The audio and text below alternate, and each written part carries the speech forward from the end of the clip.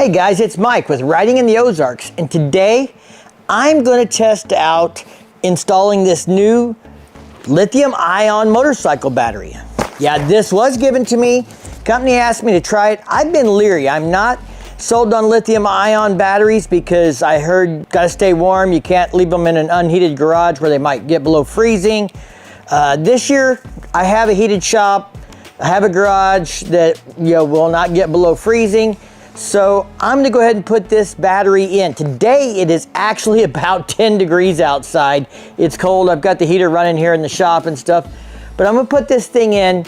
Now, I looked into the batteries like this a few years ago and I was really concerned because they say if you let a lithium ion battery go completely dead, it's ruined. Could never let it get completely discharged. Now this thing has a whole bunch of intelligent stuff going on. We're going to talk about that in just a second, including a restart feature that basically it senses if it's close to being dead and it shuts itself off. It's got a built-in circuit, shuts itself off so you can't run it completely dead. And it's supposed to retain enough power to go ahead and start the vehicle so that it can be recharged through the vehicle once you start it. Now these things are, the advantages of them besides the fact that they say they last like 5 to 8 years. They've got this built-in circuit technology and everything else. Is the big advantage people talk about is they're really light. Now, I don't know if that matters that much. I mean, if the battery's 10 pounds lighter and I'm 20 pounds heavier, does that really matter? Does that count? If I could just lose 20 pounds, wouldn't that offset it? But I guess if you're a skinny guy and you're still wanting to lighten the weight of the bike and you on it, then maybe this makes sense. So anyway, we're gonna get this thing installed, fire up the Dyna, and we'll talk about how it is. I'm not going to do a long review. This is going to be an install video, but I am going to run it and we are going to let you know eventually how it's doing. If you guys see this video and it's been 6 months or a year and you want to know how it's working out for me, leave me a comment. I'll come back and I will reply. Maybe we'll do a follow-up 1-year review, but let's get this thing installed. All right, we're doing this on a 2000 Dyna, so we're gonna loosen these bolts here. That's gonna allow this to drop down and be able to get the battery cover out of there, get the lid off, all those things.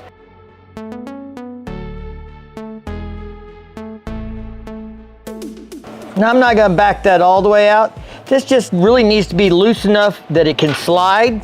You'll see here in a second. I don't know if you can see it very well, but that's notched in there, so this slides up and down. See that? Top comes off, front cover comes out. This one's got a plastic lid that sits over the battery to help protect it from touching this frame rail. I'm gonna go ahead and lower it down, get the battery cables disconnected on the back side. Be easier to work when I can see down in there.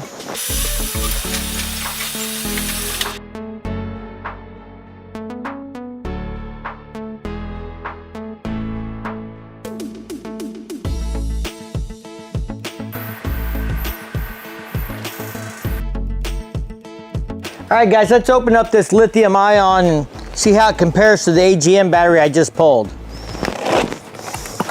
Huge difference in weight, of course. I'm really interested in how much difference there is in weight. Put my little scale out here.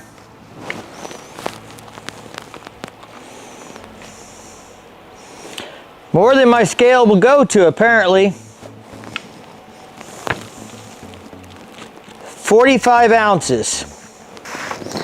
I'll look up and see what an AGM battery like this weighs, or I'll put this on a different scale and I'll post it here, but it's definitely a lot heavier.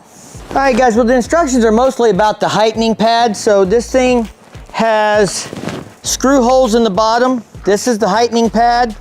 If your battery is shorter than the battery it's replacing, you put it on the heightening pad to get it close to the same height. We're gonna probably take these pieces of foam and put them in here to make it the same for width.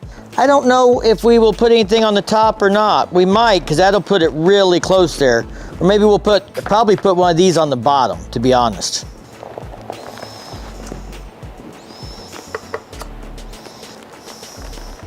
The depth is about the same. So it's really the width that's different here and the height. So even with the heightening pad on there, we're still a hair shorter. So that looks to me like that's a peel and stick. Now this have lights on the top Red light stays on constantly, indicating that the battery is energized and in smart mode. A green light stays on constantly. It indicates the battery is powered on, and in normal mode, no indicator light indicating the battery has turned off the power output. When the battery is dormant, you can restart the battery by pressing the button. Right now it comes on, but low.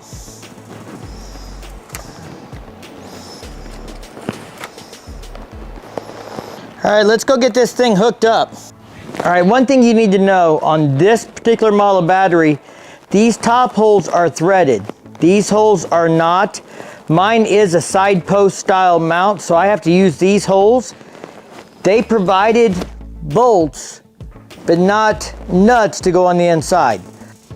Let's talk about the features on this battery real quick. Now make sure you buy one that is applicable to your use. This particular one for my motorcycle is sized to fit in. Now yes, the physical size is different, and that's why they give you those things, but what I'm talking about is the cranking amps. This particular model is 480 cranking amps with 240 cold cranking amps. So more than enough for my motorcycle. Starts right up. They have a 7-year lifespan with 50,000 starts according to the manufacturer, and they have a 2-year warranty. Now that BMS system I was talking about, that battery management system, that includes an overcharge, an over discharge, an overcurrent, a short circuit, extreme heat, and extreme cold protection circuits. What that means to all of you guys is it's going to shut the battery down before it allows one of those things to happen and damage the battery. This also has that revolutionary restart battery system. It monitors the battery, and just before it detects it is going to be in a state that is so low that it won't be able to start the vehicle, the circuit will shut the system off and not allow anything else to drain from it, so that you can kick it back on by pressing that button and be able to still start your vehicle. So if you have it stored for some reason and it's draining, like an alarm system, or if a stereo gets left on and you have that wired straight to the battery, it will shut itself off without allowing it to completely drain the battery dead. All right, we're back and it's the next day. So I went to the hardware store and I found these. We'll see if we can get this to focus on these. But little square nuts, some lock washers, a couple of bolts with different lengths so we can make sure this all works. I've already got some little thick washer type material that can be used as spacers. So we're gonna try and get this battery in now that I've got the right hardware. This cost me like $1.60, $2. It's not about the price, but it'd be nice if this battery came with the square nuts, or if those side post mounts, those holes were threaded instead of just straight holes, and then I wouldn't have had to go to the hardware store to get additional hardware.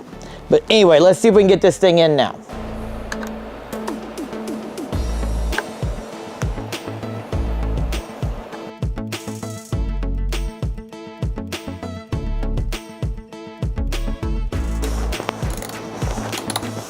I've got the bike lowered down so I can see the neutral light and stuff. I want to make sure I have it neutral. I haven't started the bike in a few months.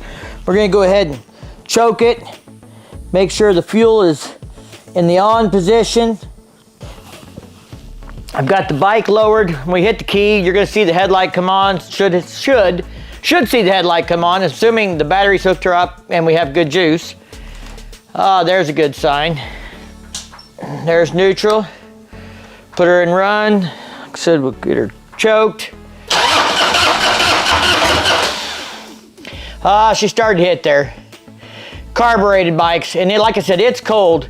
It's 40 degrees in the garage here probably. I took my jacket off, but it's like 1 degree outside.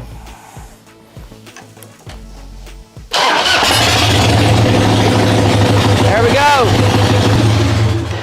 All right, I'm gonna turn it off. All right, I don't want to fill up the shop with exhaust fumes, so I went ahead and turned it off. I'll start another day when it's warmer and I can open up the door and not freeze my you-know-what's off. All right, guys, that's a lithium-ion battery install. I'm gonna run this battery maybe a year or something, and maybe I'll do a follow-up review. So if you've looked at this video and it hasn't been a year, then I probably haven't done a follow-up yet. But you can leave me a comment and ask, and I'll let you know if it's working out okay or not. I'm not really gonna know for a couple months. Like I said, it's dead of winter here. It's really cold outside, so I'm not gonna get to use it for another month or two. But y'all don't go nowhere because I got some big stuff going on in the next couple months, and we're going to Daytona and riding motorcycles, but not our own. So make sure you come back in March to see what that story is. It's a big deal. All right, we'll talk to y'all later. You stay safe and you keep on riding. We'll see you in the next one.